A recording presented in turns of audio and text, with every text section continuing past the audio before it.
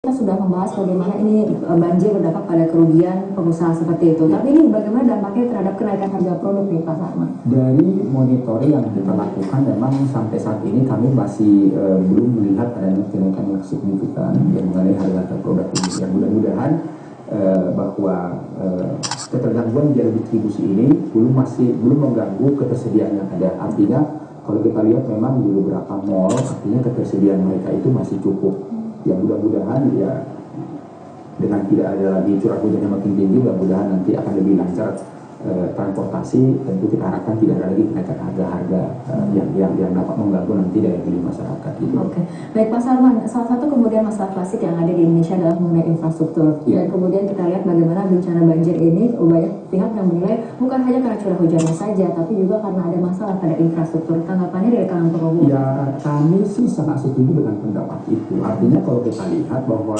ya curah hujan ini sebenarnya tidak berubah. Dari dulu mungkin sampai sekarang ya sama aja.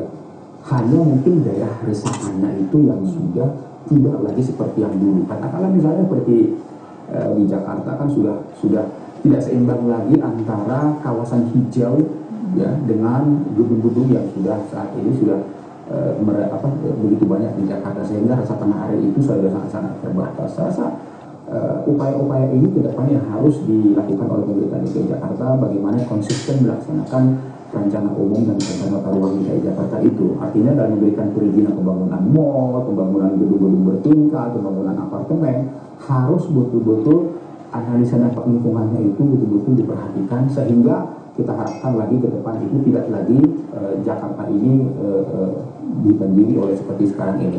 Artinya sebenarnya ada koordinasi antara pelaku usaha dengan pemerintah Provinsi DKI Jakarta, misalnya seperti itu. Ya, saat ini yang paling penting bagi kita adalah bagaimana supaya pemerintah DKI Jakarta ini konsisten menegakkan aturan. Kadang-kadang ini pengusaha, namanya juga pengusaha ya, dengan berbagai cara taktik dia bagaimana supaya dapat izin.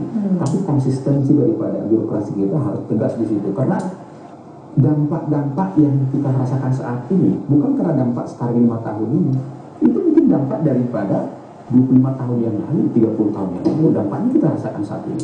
Sama yang kita lihat juga mungkin ya di daerah Manado misalnya, belum pernah kita mendengar Manado itu kena banjir separah itu.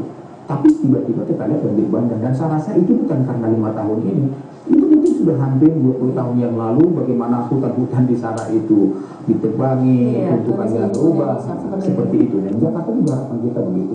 Kita memang dari pengusaha apresiasi lah ya, langkah-langkah yang telah dilakukan oleh Pemprov DKI Jakarta. Yang pertama, kita lihat pemeliharaan drainase itu zamannya Pak Jokowi ini sudah semakin maksimal. Ya, bahkan kita lihat Pak Jokowi mau turun ke lapangan, bahkan sampai turun ke bawah ya. Kita apresiasi, dan kita harapkan juga memang perawatan drainase ini ke depan itu harus secara rutin dilakukan walaupun dalam tidak banjir ya. Dipastikan bahwa semua gorong-gorong, semua jalur itu lancar. Itu yang pertama. Yang kedua, kita juga apresiasi langkah yang dilakukan, yaitu penertiban daripada waduk-waduk yang ada. Ada waduk Pluit, waduk Riau, atau mungkin masih ada penampungan-penampungan yang lain perlu ditertibkan. Karena kami lihat saat ini kan itu belum berfungsi maksimal, baru di pembebasan, kemudian itu belum berfungsi. Kita harapkan juga ke depan itu difungsikan secara maksimal, sehingga kita harapkan nanti daya tampung air semakin tinggi sehingga dampak banjir bisa terkendali. Itu harapan kepada pemerintah Provinsi DKI Jakarta terutama seperti itu. Dari pelaku usaha sendiri, apakah kemudian ada langkah untuk bisa berkontribusi untuk mengatasi banjir agar kemudian ini tidak terjadi siklus tahunan seperti itu?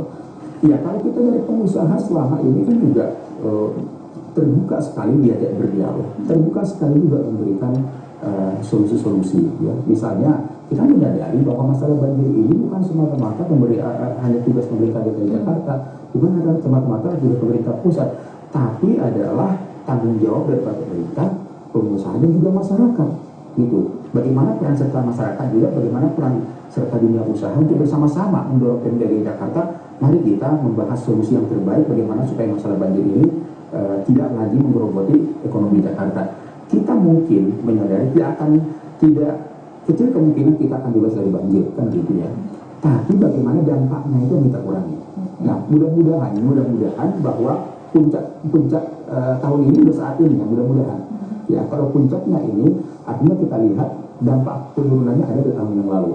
Tapi kalau dampak puncaknya belum sekarang ini ya, kita belum tahu kejadian. Oke, Pak Sarman, kita memang berharapkan ini solusi banjir tidak hanya ada di tangan pemerintah Provinsi DKI Jakarta, kita tentunya berharap juga ada kontribusi dari stakeholder yang terkait seperti pengusaha, pusat, dan masyarakat seperti terutama itu. masyarakat ada dua yang kita harapkan. Yang pertama, bagaimana kita selalu membuang sampah pada tempatnya. Yang kedua, paling penting kepada saudara kita yang ada di bantaran kali, supaya mereka juga mau dipindahkan ke tempat yang lebih layak, supaya kali itu bisa diperbaiki, bisa diperlebar sehingga nanti arus air itu atau mungkin dari kalangan pelaku usaha mungkin CSR-nya bisa dengan membangun rusun seperti itu untuk keluarga di bantaran kali. Itu semua terbuka aja. Baik, Pak Sarman, terima kasih telah berbincang bersama kami dalam Money Report. Selamat malam, Pak. Selamat malam. Pemirsa, pertumbuhan ekonomi Tiongkok mencapai 7,7%